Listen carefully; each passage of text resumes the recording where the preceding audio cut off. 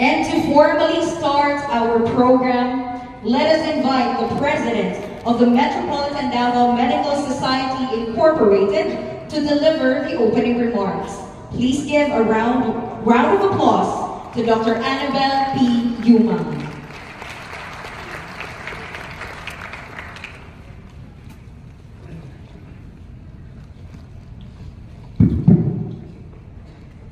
My courtesies to our Board of Medicine, Honorable Zenaida Antonio, the Honorable Prudencio Santa Lucia Jr., our beloved Regional Director of Professional Regulation Commission, Region 11, Honorable Raquel Abrantes,